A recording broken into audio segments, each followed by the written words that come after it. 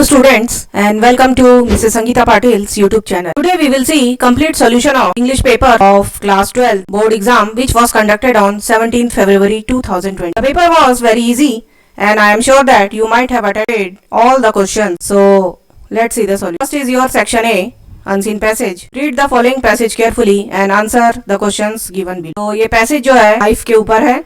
Life is like a struggle and the passage was very easy and all questions are directly given in the passage. So life is a struggle. जीवन एक संघर्ष है. We live in deeds and not in years. तो deed मतलब होता है कर्म, तो हम हमारे कर्म में रहते हैं, सालों में नहीं. If we rest, we rust. तो अगर हम रेस्ट करेंगे तो हमें रस्ट या जंग लग जाएगा. If we work, we shine like jewels. और अगर हम वर्क करते हैं तो हम ज्वेल्स के जैसे चमकते हैं. Adventures are the essence of life, but action also entails contemplation. Adventures का मतलब होता है साहसिक कार्य.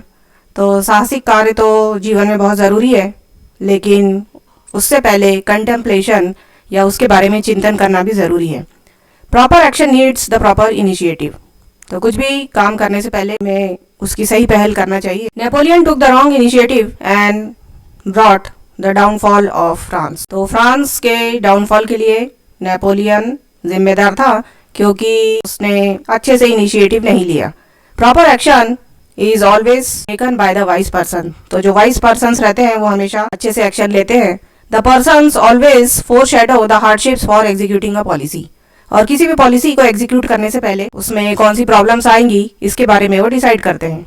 दे become passive when they forecast that their efforts are at take. और बहुत से लोग जब ये देखते हैं कि इस काम को करने में हमें बहुत सी प्रॉब्लम आएंगी तो वो उस काम में फिर ध्यान देना बंद कर देते हैं. All great leaders and diplomats take the steps keeping in view their reputation. और जितने भी ग्रेट लीडर्स और डिप्लोमेट्स हैं वो कुछ भी काम करने से पहले अपनी प्रतिष्ठा के बारे में पहले सोचते हैं. We should strike when while the iron is hot.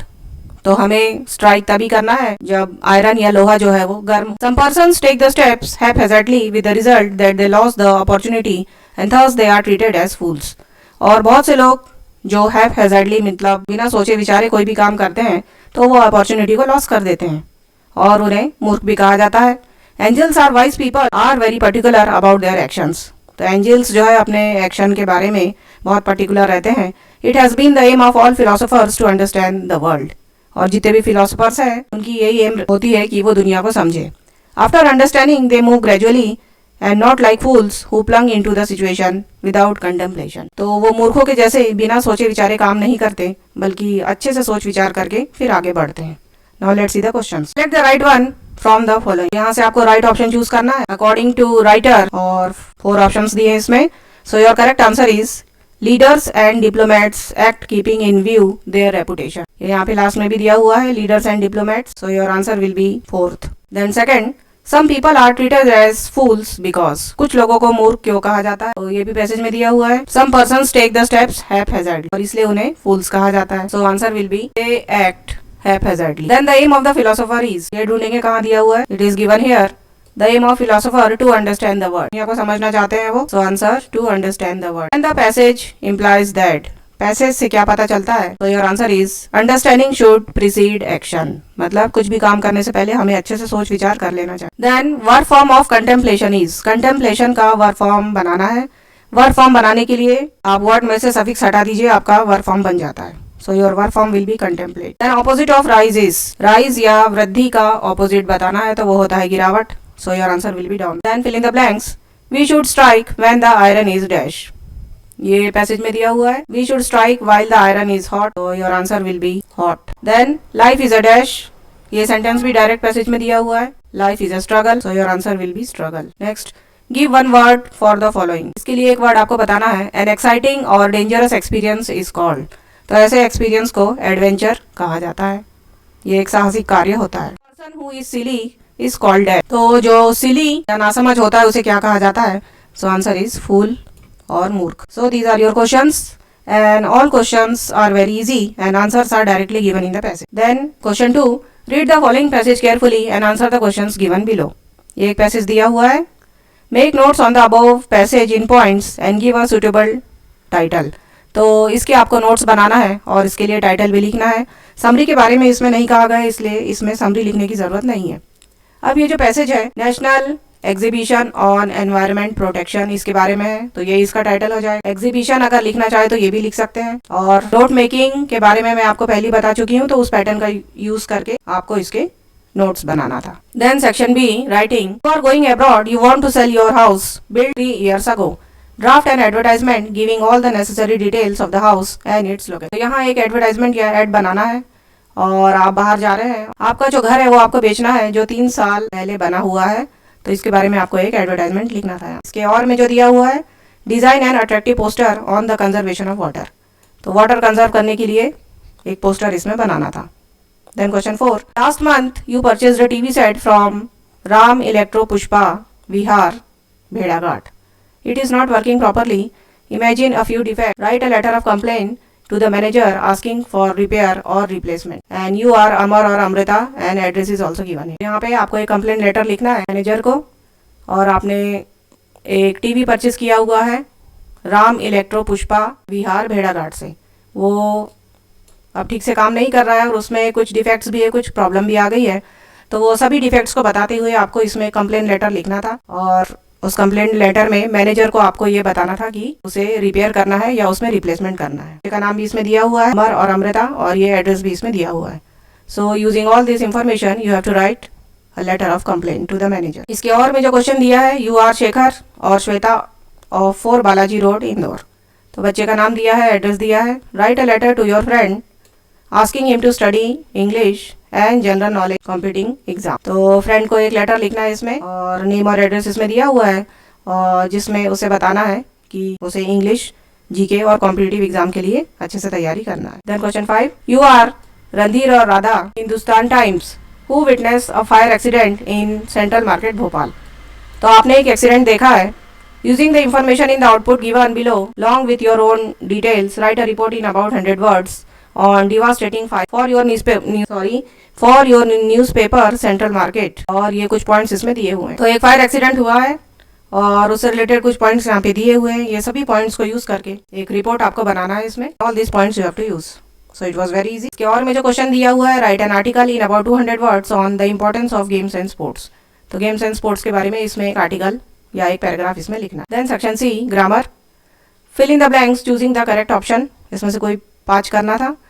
I have seen dash lot of places, तो lot of places के पहले हमेशा आता है a lot of places। Then second, I prefer tea dash coffee, prefer word जब भी आता है तो इसके साथ हमेशा to ही आएगा, so I prefer tea to coffee। Then mangoes are being dash, ये सेंटेंस पैसिव में है तो पैसिव वॉइस में हमेशा आपका थर्ड फॉर्म आता है, so your answer will be bought, so mangoes are being। Then fourth, Anand is dash MA in English, अब डैश के बाद वर्ड दिया है MA को हम हिंदी में लिखेंगे, ऐसे चालू होता है, एक स्वर है तो इसके लिए आ जाएगा NMA in English. Then number 5, have you dash complaint against us, ये एक इंट्रोगेटिव सेंटेंस है, इसमें क्वेश्चन मार्क लगा हुआ है और ये हैव से भी पता चलता है कि ये इंट्रोगेटिव सेंटेंस है, तो इंट्रोगेटिव सेंटेंस जब भी रहेगा तो उसमें आ जाएगा एनी, तो have you any complaint against us. Next is he is poor dash honest, तो सेंटेंस में जब भी लेकिन या पर का सेंस आता है तो उसमें आता है बट, तो वो पुअर या गरीब तो है लेकिन ऑनेस्ट है। Next, we dash follow the rules of traffic, traffic के रूल्स हमें फॉलो करना है, इसमें करेक्ट मॉडल भरना है, तो ऐसी जो ज़रूरी चीज़ है उसके लिए आ जाएगा must, so we must follow the rules of traffic. Next is your two is directed, ये कोई 5 करना है इसमें। First is the boy is my cousin, the boy is wearing a red shirt, rewrite pair of sentence using who use करके इसको combine करना है, तो हु से कंबाइन करना बहुत ईजी है। पहले जो सब्जेक्ट दिया है द बॉय, इसको ले लेंगे, उसके बाद यहाँ पर लगाएंगे हु, तो द बॉय हु, उसके बाद उसकी जो क्वालिटी बताई है तो is wearing a red shirt, ये ले लेंगे, और इसके बाद इसका जो रिलेशन बताया है is my cousin, so the boy who is wearing a red shirt is my cousin. Then his brother is very studious, he rarely finds time for entertainment, combine the pair of sentence using so that, इसमें so that use करना है, तो so that से combine करना भी बहुत easy है, ये वेरी की जगह सो लगाएंगे और दोनों सेंटेंस के बीच में यहाँ पे लगा देंगे, तो his brother is so studious that he rarely finds time for entertainment, और सेकंड सेंटेंस वैसे का वैसे ही लिख देंगे। एंड थर्ड, ये कुछ वर्ड्स दिए हुए हैं, rearrange the words to make a meaningful sentence. Sentence को सही तरीके से जमा के एक सही वर्ड्स को सही तरीके से जमा के सही सेंटेंस इसमें बनाना है। तो पैटर्न हम यूज करेंगे subject plus verb plus object. Subject इस पे दिया है शी, उसके बाद जो वर्ब है उसमें पुट, अब क्या पुट किया, सम इंक, और किसमें पुट किया, इन हर pen. So your correct sentence will be she put some ink in her pen. Then fourth, Neha said, I want to open this bag. Change into indirect speech. ये narration का question है, direct speech में दिया हुआ है, इसे indirect में change. तो सबसे पहले हम रिपोर्टिंग वर्ब देखेंगे कि कौन से टेंस में दिया हुआ है। यहाँ दिया है सेड, सेड जो है वो पास्ट टेंस है। तो जब यहाँ पास्ट टेंस रहेगा तो अंदर जो रिपोर्टेड स्पीच दी हुई है इसे भी हमें पास्ट टेंस में चेंज करना पड़ेगा। सो नेहा सेड, बीच में लग जाएगा दैट, और ये इन्वर्टेड कॉमर्स पूरे हट जाएंगे। अब यहाँ पर जो आय है वो नेहा के लिए आया है, तो हम नेहा का प्रोनाउन यूज करेंगे, नेहा के लिए आ जाएगा शी। जो वांट वर्ब दिए इसका V2 करेंगे पास्ट टेंस में करने के लिए, तो वांटेड टू ओपन, दिस की जगह हो जाएगा दैट, फिर बैग, और ये इन्वर्टेड कॉमा भी यहाँ से हट जाएगा। So Neha said that she wanted to open that bag. Next, as soon as the boys saw the principal they became silent. Rewrite using no sooner than. इस सेंटेंस को हमें नो सूनर देन यूज करके rewrite करना था। तो सबसे पहले ये जो एज सून एज दिया हुआ है इसकी जगह लिख देंगे नो सूनर। अब हम देखेंगे कि सेंटेंस कौन से टेंस में दिया हुआ है। तो यहाँ दिया है सॉ, ये पास्ट टेंस में दिया है, तो पास्ट के लिए हम यहाँ पर लगाएंगे डिड। तो नो सूनर डिड, उसके बाद ये जो सब्जेक्ट दिया है द बॉयज, इसे ले लेंगे। उसके बाद जो वर्ब दी है उसका फर्स्ट फॉर्म लेंगे, तो वो हो जाएगा see. So no sooner did the boys see the principal, और ये जो कॉमा लगा है कॉमा की जगह यहाँ पे लगा देंगे देन दे बिकेम साइलेंट। तो एज सून एज की जगह नो सूनर लगाएंगे, यहाँ पे लग जाएगा डिड, ये सब्जेक्ट ले लेंगे द बॉयज, ये इसका फर्स्ट फॉर्म कर देंगे सी द प्रिंसिपल, और कॉमा की जगह लगा देंगे देन। तो no sooner did the boys see the principal than they became silent. Next is they are flying kites, change the voice. इसका वॉइस चेंज करना है, और ये जो सेंटेंस है वो प्रेजेंट कंटिन्यूअस में दिया हुआ है। पहले ये जो ऑब्जेक्ट है काइट्स, इसे पहले ले लेंगे काइट्स, काइट्स प्लूरल है तो इसके साथ आ जाएगा आर, काइट्स आर। अब यहाँ पे आईएनजी लगा हुआ है तो अलग से जो वर्ड आएगा वो है बीईआईएनजी, बीइंग, काइट्स आर बीइंग। फिर ये फ्लाई का V3 ले लेंगे, वो हो जाएगा फ्लोन बाय, और ये जो दे दिया है इसका हो जाएगा them. So kites are being flown by them. Next, we live here since 1952, supply the correct verb form. अब यहाँ पे सिंस दिया हुआ है तो ये परफेक्ट कंटिन्यूअस टेंस में आता है, और 1952 से हम यहाँ पर रह रहे हैं तो हम यहाँ पे लेंगे प्रेजेंट परफेक्ट कंटिन्यूअस। तो वी के साथ लगता है हैव, इसमें अलग से वर्ड लगता है BEEN, बीन, सो बीन। फिर लिव में आईएनजी लगा देंगे living, so we have been living here since 1952। Then section D, read the following extract carefully and answer the questions given below it. Gandhi ji के बारे में ये पैसेज दिया हुआ है और इससे रिलेटेड क्वेश्चन दिए। Now see the questions. Who came to meet Gandhi ji, Gandhi ji से मिलने कौन आया।